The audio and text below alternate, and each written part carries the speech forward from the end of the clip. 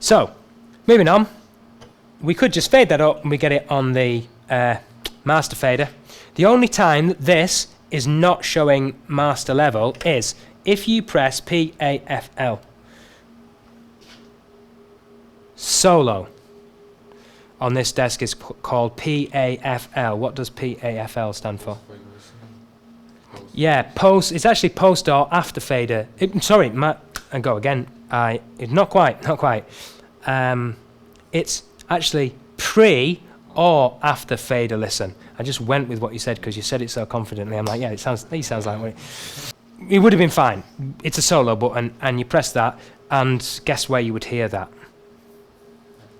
Headphones. Yeah, totally. Single headphone socket on this desk, and an attenuator. This is one of the few bits of digital to analog conversion going on, unless you go to the back of the desk.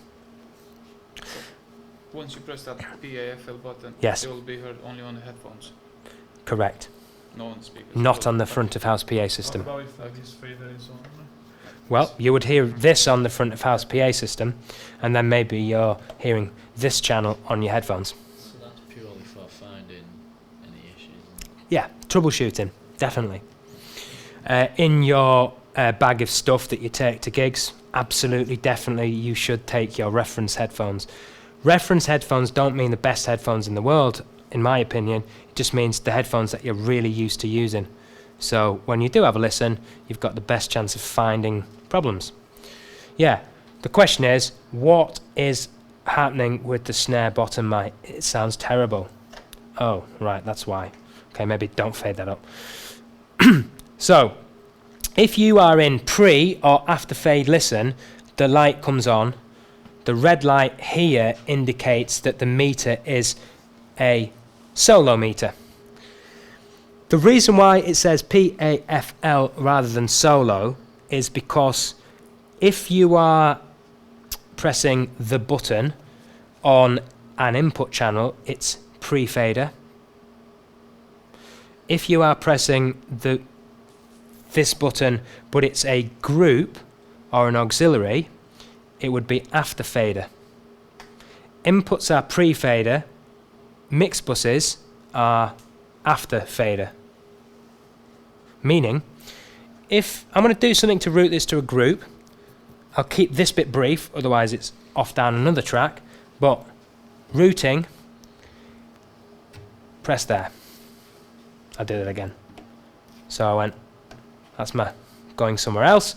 I want to select the channel, I'm going to go to routing, and then I pressed there like that. Oops. Right.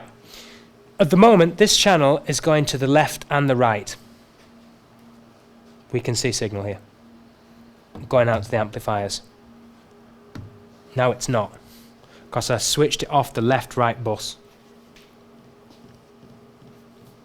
Next, I wanted to demonstrate that groups are post-fader.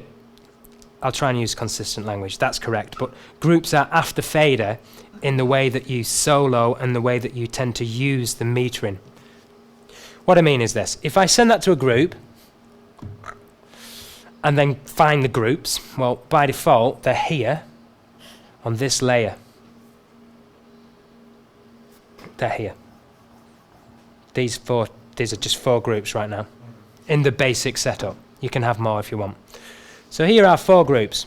It's on the C layer by default. Just checking back on this input channel, right, I've faded it up and it is going to group 1. When you look at the input meter for a channel, it's pre-fader, check it out. Fader up, fader down, doesn't matter. It tells me that the signal is coming from stage. But when you go to the groups, this signal will be reaching group 1, guaranteed. But it doesn't show that it's reaching group 1 until I fade the fader up, because that is after fader. Group 1 is after fader. Well, all the groups are, this metering is after fader. So that's a usual thing about live sound consoles. Anything that is not an input channel, the metering will only will correspond to what you do with the fader. For example, master fader. Master fader is another type of mix bus. It's the special one. Main fader, master fader, left, right fader, whatever you want to call it. Even though, if I take it off the group and route it to left and right, even though it's routed to left and right and the master fader is up, this is not going to show any level until I fade the input fader up. And you would hope that would be the case, right? Because otherwise you're not seeing summing. You're not seeing the completed level of your multiple channels. So just a quick recap. Input channels, pre-fader metering, mix buses, which includes groups and auxiliaries, left-right mains, are all after fader meters. Disappears. Even though the signal is getting to that channel, it's just not getting past the fader because I didn't raise the fader. Moving on again. Back to just normal behavior. We fade a channel up, we get some signal, can we hear it? The next thing you need to know is that the amplifiers for front of house in this venue are remote controlled. You do not need to walk down to the amp rack every time you want to get the system unmuted. How far is it from front of house in Manchester Arena to the side of the stage if it's in like proscenium end-on configuration, i.e. the stages at the end and then front of house is like 2/3 up the floor? How far? There's not, well, maybe if you did the not as the crow fly walk, maybe it might end up being that by the time you've gone through a lot of barriers, and depends which route you take. But I mean, armoured Cat 7 drum that I mentioned, I didn't go back to the warehouse yesterday, but I'll bring it in next week. And it's a drum of Cat 7. That is 80 metres. And I used that last time there. I was there, and it got to from front of house to side of the stage, and there was probably a good like 10 metres left on it. So that route was about 70 metres. But I had to go right across the middle of the floor, underneath the seats, and a bit of a wiggly bit. Anyway, so it's quite a long way. You need, at front of house, to have full control of the system. It may be scary to be at front of house and only have a mixing desk and not be able to see the actual amplifiers and the inputs to the amplifiers and what the signal is by the time it reaches the amplifiers. So the only professional way to work really is to have remote control of the amplifiers for full control at front of house. And that's what we've got here in this venue. And what you've got to do is switch on the venue Mac. You're closest to it. Underneath the light deck that the D shows on, there's a Mac. Yes, please switch it on. Yeah, that's it. It's a Mac Pro. It's an old school Mac Pro. It's a decent computer, but it's not a special computer. It's just a computer. But it has an application on it which is called R1. That's Romeo 1. I think the best way of showing this is if I point that at the screen. Before we press anything on the computer, it has something to do with that computer. Can anyone kind of have a bit of a guess about how you might get signals from here to the amplifiers?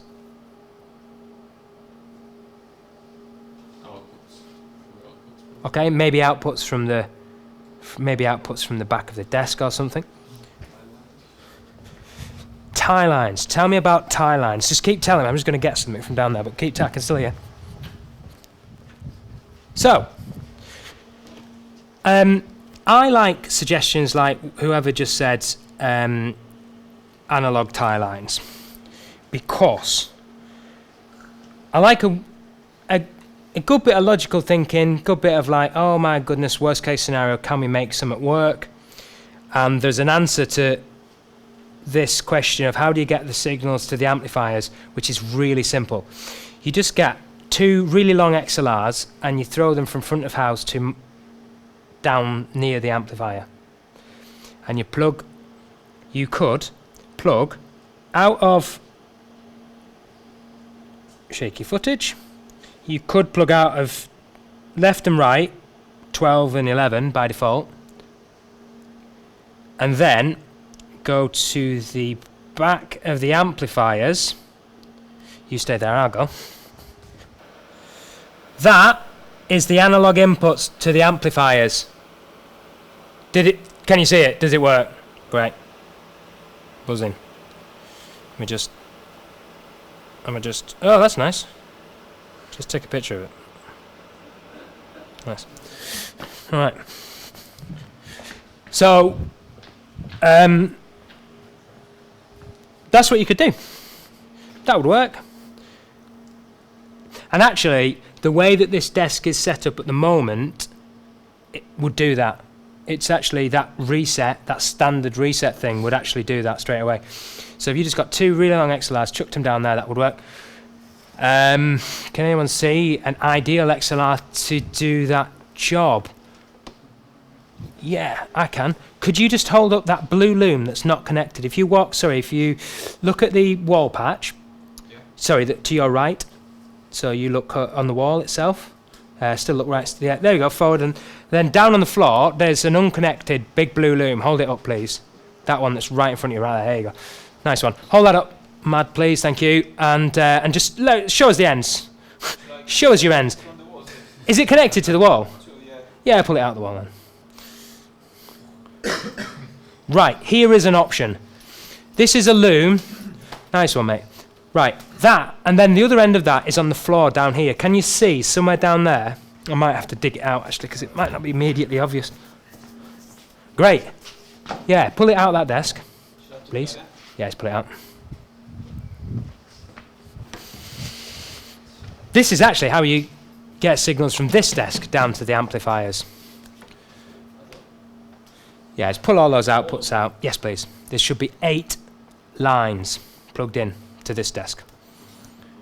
You don't need to remember all this particular part. All I'm trying to say is, the bit you do need to remember is, if you can't get signal the way I'm going to suggest you should ideally do it, then what you want to do is you could just hold out so we can, and you're done down there, so nice one for helping us. Right, just put that on the desk and just leave it on the desk. Right, there are 16 connections on the end of that loom.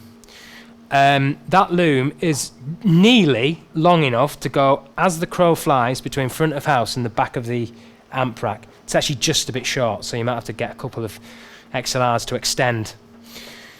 Hopefully you shouldn't have to do any of this, because I'm going to show you a much more sensible digital way of working. But what I'm saying is, if in doubt, you get 2 big long XLRs at the back of your desk and you go and plug it into the amplifiers at the back. The picture on the screen right now is that input. Okay, let's have a look at the I/O. So, as you can route inputs via the I/O page, you can route outputs. Please press outputs. Overall, the plan is this. Send the master fader to digital outputs. Back to the monitor. Correct. We want to get the signal back down to the monitor's desk. Anyone got any logical suggestions about how you might do that, given that page right now? Oh, one more thing, just for good practice, fade down the master fader before you do this, just in case. Go ahead. Monitor out. Interesting. So monitor out actually means the local outputs on the back of this desk that would go to some near field monitors. So it's not that, but it's a decent shout. Right, great. Mix out. Yep, hit it. So mix out is all your auxiliaries and all your groups, and most importantly, the left-right master fader. If you scroll down that list, flick of the finger, you have to actually click on the grey-blue bit in the middle. Great. Look, it's already default routed, but this is the local outputs which are on the back of the desk. We don't want them. We want the digital pathway. Shrink. So we are going to change the patching. If you scroll down the list of choices, you will eventually see, you'll see main, RL, and RR. That is main, left and right. could you connect them to, well, I mean, there's a number choice here. I'm just trying to get inside our heads here as a group and work out what's the most logical way of approaching this. I could tell you how I approach it. Maybe this is logical. Let's go with this. So basically, the reason I'm dithering about this is because in the digital world, you could connect the main left and right fader to any of the outputs 1 to 12. 1 to 12 because there are 12 physical XLR sockets on the I/O box, which is the first place we plugged our signal into.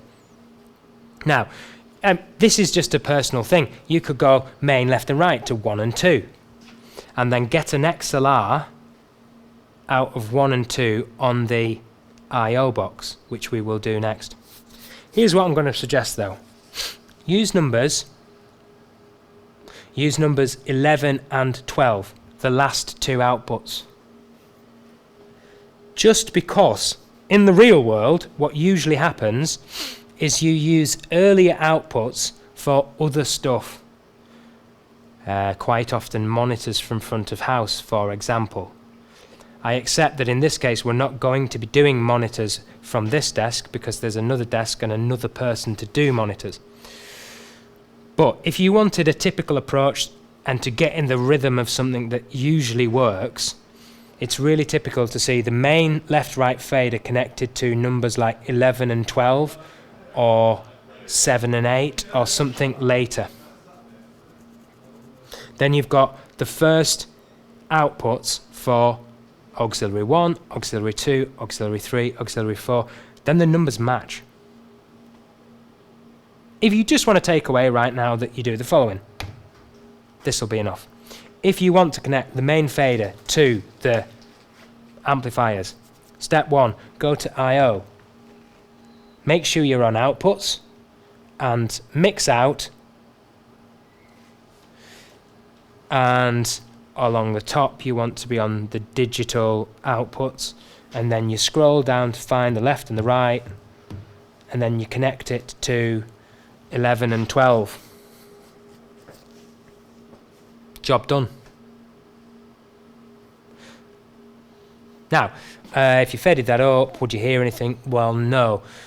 There are two main reasons why you don't hear anything right now. What are they? Great. We've not connected the I/O box via analog XLR to the amplifiers, which are on analog inputs. In brackets, extra knowledge, these amplifiers also have an AES3 input, which is a stereo digital input, which you do by a thing that looks a bit like an XLR, but it's a digital cable. But we'll just do it by analog. And what's the other reason why we don't hear it right now? Pardon? Yeah, it's muted, basically.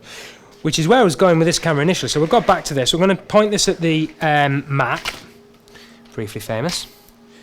And this Mac has the remote control for the amplifiers. So I'll operate it. Basically, it's pretty simple, this. Hopefully you'll agree. Go to the desktop. There are two choices of files. One says point source, one says line array. We've got two systems in this room. One's a couple of speakers on stands, and one's a flown, it's a short line array.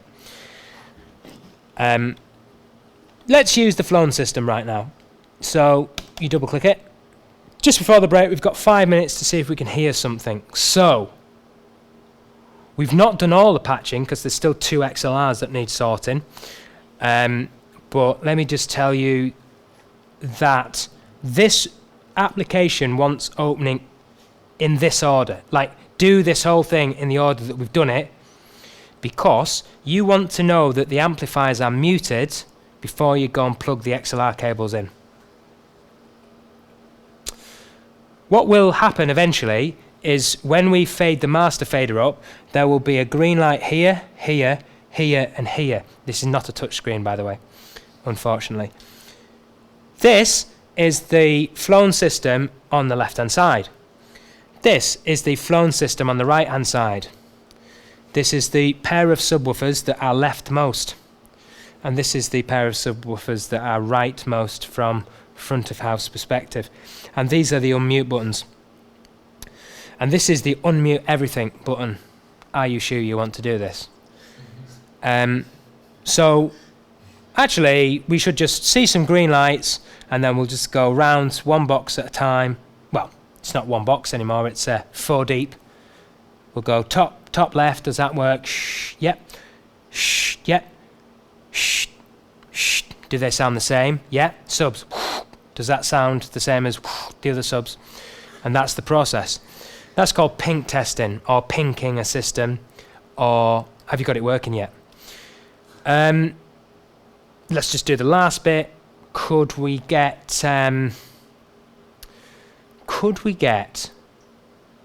somewhere in this room there's a twin XLR. I'll find it, yeah. I think it might be, yeah, come down here, everybody. Let's look at how you connect the signal coming back from front of house via the monitor's desk to the stage box. It's got 2 connector lights showing this symbol. This symbol is good, and that's 2 connections. One to the socket that is receiving from here, and one to the other socket, the one on the right hand side, which is going to front of house. Okay. Can anyone suggest where on the software we would go to jump the signal from front of house to here? Yes.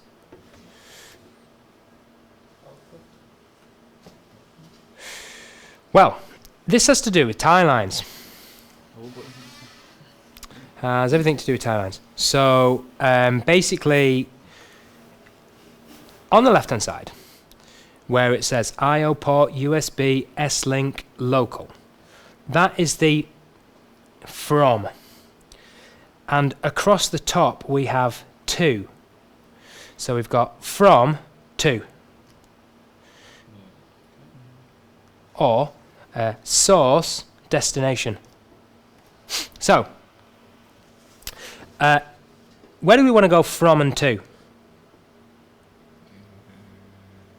From 11, 12 to... Yeah, but from 11 and 12 on what type of signal? Is it the I/O port? Is it the USB? Is it the S-Link? S-Link. Is it local? But is it the S-Link though? Is it actually the S-Link? Is it? Oh, that's right. There are in the I/O port. There's an S-Link card, and the other thing that says S-Link is also an S-Link card. But just remind yourself that at the back of the let me just look at the projector for a second. Just remind yourself that at the back of the desk there are 2 cards. One is the one on the right hand side is the inbuilt S-Link card. If you can't remember, thank you very much. If you can't remember, the one on the right is connected directly to the I/O stage box. The one on the left is an additional card that's been stuck in the I/O port, and that one is the one that goes to front of house. So actually what you want to do is go from the I/O port to the S-Link, because you want to jump the signal from the cable with the yellow on it to the other cable, because that's the route to get it to the I/O box. Does that make sense? So the thinking would be to go from the I/O port, lines 11 and 12 to S-Link 11 and 12.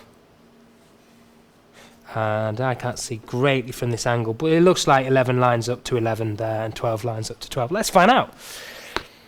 So, you plugged this in before, but we will do this again, and just for the benefit of when you sort of, if this is helpful, you can watch back and find out what the hell we did. These are the outputs, and you got left and right, and you went in 11 and 12,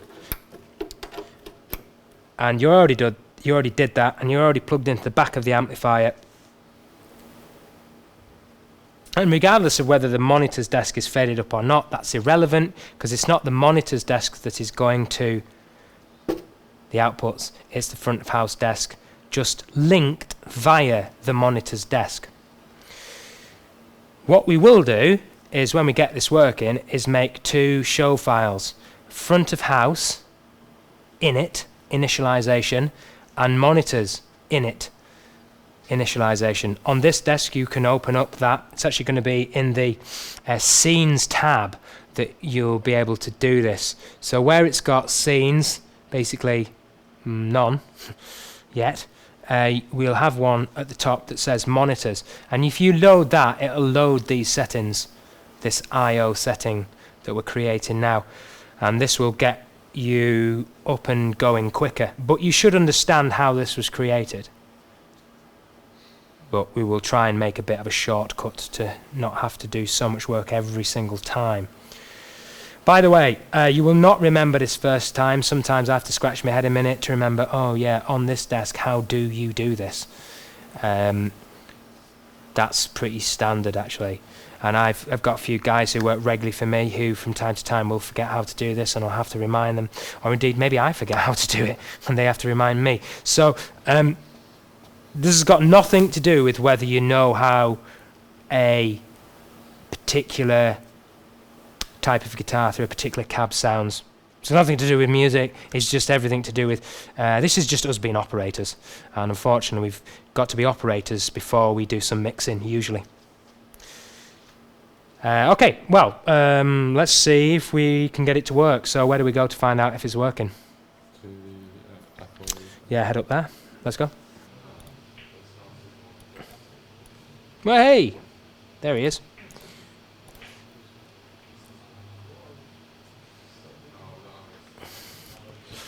Did you see some signal? Yeah. Of course you did, because you did it correctly and you made it work, so well done. Okay, so you only want a little bit of signal faded up, folks, so it's going to get very loud very quickly. So